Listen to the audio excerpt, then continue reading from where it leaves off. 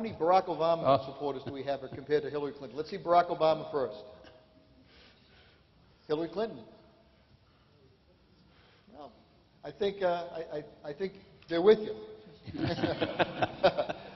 Senator Kennedy, he was out early on that one. That is for sure, and a pretty courageous political step for you to take, particularly in view of your long relationship with the Clinton family. Are the Clintons talking to you yet? You know, it was funny. I'm sorry. The day after it was on my mind, Gary. The Massachusetts primary, that was not a happy. I had made the statement and endorsement before. We had 5 days in Massachusetts, which we didn't. Were not successful. And then I went back to the Senate, and I could hear them call the roll, and it was Clinton, aye, and I knew I was going to see her, so I went up and shook hands. She just didn't let my hand go. She just was smiling, shaking my hand. And Barack Obama came up. I mean, this happens in the Senate. This is really one of the... Barack Obama said, well, Hillary, I'm going to let you have Ted next time and see if he'll help you out that kind of part. But they all laughed at it. The interesting thing, that's sort of, even on the time that they had, a very tough kind of political campaign, there's still some engagements, which is the hopeful. That's the way it should be in this. We can care very deeply. I got involved because I care, as all of us do, about how you're going to be able to get things done, ending a war in Iraq and also trying to get health care. And I think Barack Obama has the extra dimension to be able to put together the kind of coalition to get it done. And that's important. And you have relationships with people on the other side, and that's important. But people in Massachusetts expect me to cast a vote that's going to be in the interest of what their principal concerns are, ending a war, and also in terms of trying to deal with the central challenges that we're facing here at home, the economy, people losing their homes. And I personally believe that he's got the ability to bring together the various kinds of groups in the country, and they'll be reflected in the Congress to get things done. And you've got to, if you're going to be the person that the people of this state expect you to be, you have to be accountable to them to give your best judgment on that, and that's basically what I tried to do. Senator, you mentioned health care. There were several questions from the audience. I'll try to basically condense it into one. Basically, the question is, what are the chances of the odds, in your mind, of having a health care system that really works for everyone, and if so, by when? Yeah. Well, that's the easy one. This has been a passion of my life. I've been, from a personal point of view, I've been enormously involved. A child lost his leg to cancer. President Kennedy lost his son to Highland membranes disease. That child had been born 2 years later, would have survived because of basic research that's gone on. 6 months in the hospital with a back plane crash. I've seen the best in the healthcare system, and I've seen the inadequacies of it, starting at a very early time that I was elected to the Senate. So I think it can and it has to be done. But we have to look at it I think in a much different way. We have to look at not only the prevention and sort of case management and information technology, but you've got to look at individualized medical attention, medical reviews. We're increasingly able to do that. 60 or 65% of the drugs that people take have no effect or impact on them whatsoever. We have to have evidence-based medicine. What works with people? Is it the prescription drug you take? Is it the operation you have? Is it some kind of other rehabilitation? We need an evaluation about what works with people in order that we can practice. We don't have that in this. Everyone does it.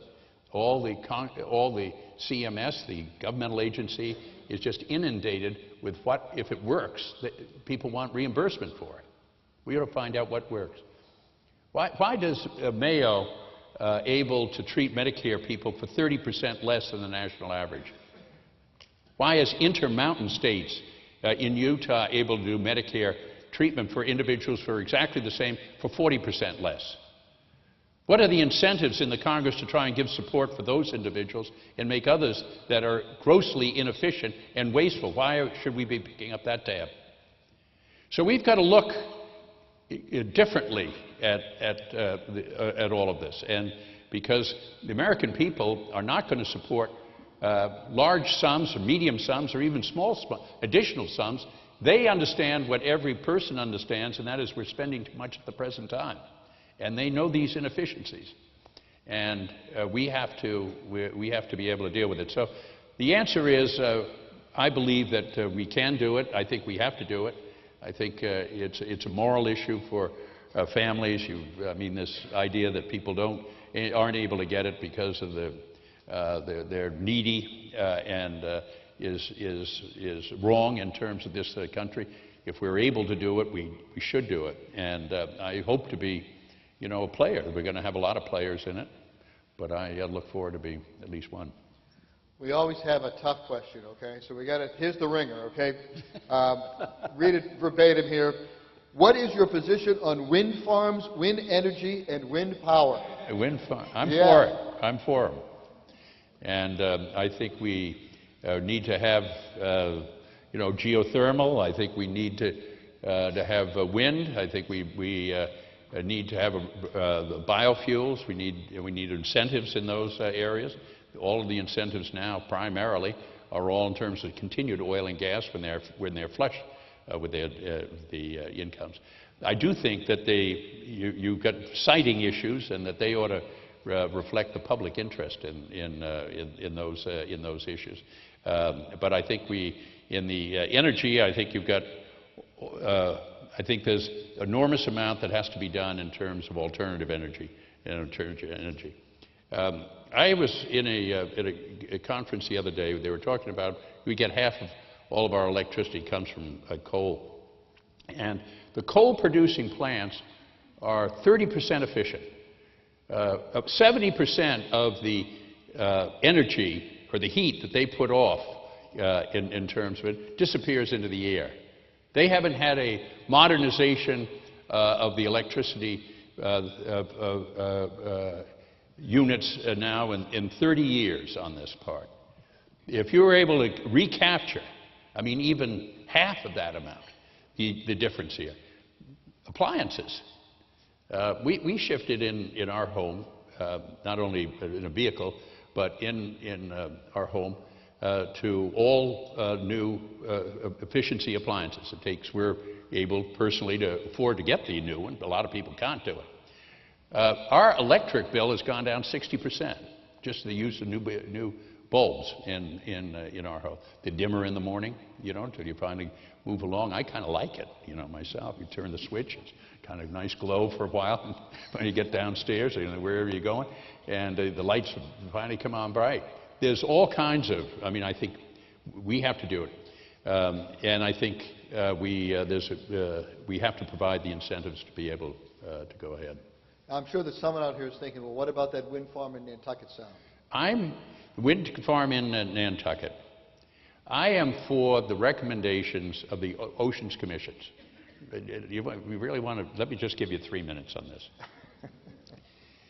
Massachusetts passed a resolution and a statute that made it a sanctuary, Nantucket Sound.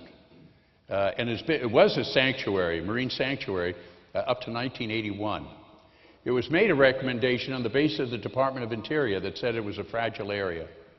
So 1981, the Supreme Court decision made a ruling about how far the land was extended. And the question then was, did it extend and connect all of that and make it? And they found out that there was a donut in the middle of Nantucket Sound that was going to be federal, After that after that decision, the Republican Ronald Reagan set up the Oceans Commission to make a judgment decision about how the land ought to be used. And they outlined a whole series of procedures in terms of the siting, the public interest, the leaseholds, environmental kinds of issues, all of which I supported. Boom. Out comes a private developer, gets special interest written into the energy bill to give him a waiver in terms of environmental considerations, other kinds of considerations. without accountability and all the rest. I have said if we follow the Oceans Commissions, they make the recommendations, I'm for it. If they don't, I think the public interest on this ought to be protected. And that is what is basically happening at the present time. The Interior Department is reviewing these recommendations, and they're going to make a judgment, and we'll see where it comes out at the end. But it does seem to me that a private developer getting basically about $1 billion in subsidies. $1 billion in subsidies. Who pays for subsidies? Basically working families of it. I think when they're getting $1 billion in subsidies and it's going to a private entrepreneur, that there is some kind of public interest of it. What's the guarantee down there that the product is actually going to go into the Cape Cod circuit on it? Virtually none. What's the guarantee down there if there's an oil spill that he's going to pick that up? Virtually none. What are the leasing arrangements that are down there? They're leasing very valuable land down there. It's going to be very profitable. Where is the public interest in that? We don't know where that is. It does seem to me that there is a public aspect of it. I've raised those, and we'll see where that comes out. Okay, Maybe one more quickie, Dan. One more quick one. This will probably be the quickest of the day. Someone actually asked, what does the Republican Party, the GOP, have to do to win a congressional seat in Massachusetts? You run, Dan. No, it's too good to think. No, I think... Well, maybe we'll make it the demise of the two-party system in Massachusetts. When you first ran for Senate, obviously there was a tradition of a Republican and a Democrat, members of Congress. Is the demise of the two-party system good? I don't take it that way. If you look back at the history, even in recent times in Massachusetts, I mean, Scoop Jackson carried Massachusetts at this state. George Wallace carried 12 of the 14 counties. In the time that he ran Ronald Reagan carried Massachusetts twice. Ronald Reagan. You had Ed King, of course, beat Dukakis. Then Mike came back and defeated him, but very, very narrowly. And very much of that was a philosophical view. There's a very strong different traditions in this state. I mean, and I think they're very real, and they're very powerful. I think that's enormously constructive. Now, having said that, I do think there is a rather ennobling, at least I feel, in representing Massachusetts, an ennobling kind of a quality about the state that it understands its role historically. If you look at where we are, not only going back to the founding of the country from the earliest days, but if you take education, the John Adams writing in the state constitution about education. We take education very, very seriously in the state. John Adams wrote for it in 1780, the state constitution, oldest constitution, state constitution. Every other state followed Massachusetts in terms of education. And then we had the Horace Mann. Then we were there with the universities, with the Morrill Act on education. We've always understood that kind of part. So we've had values. We were the state which really furthered and encouraged in terms of the abolitionist movement, the women's movement, the franchise movement. We were there in terms of the end of the war and the Vietnam War. We have been always out in front, cutting edge in terms of national policy. That caused a lot of heartache with a lot of people, and it still does. And there's still the scars on that part. But there is a sense in this state of its rather unique and special role. And I think that's what is when a political leader appeals and understands that and values that and appeals to the people here in this state, I think people will respond. And I think that's what's very, very unique and special, and it's a great reason why it is such a special honor to represent you in the United States Senate. A very positive note to end on, everyone. We want to thank Senator Ted Kennedy, Gary LaPierre. I want to thank all of you for coming. By the way, if you'd like to watch the event, it will be at the WBZ radio website, WBZ1030.com. Go there and you can watch the Senator's answers. And again, so a nice concluding round of applause for Senator Ted Kennedy.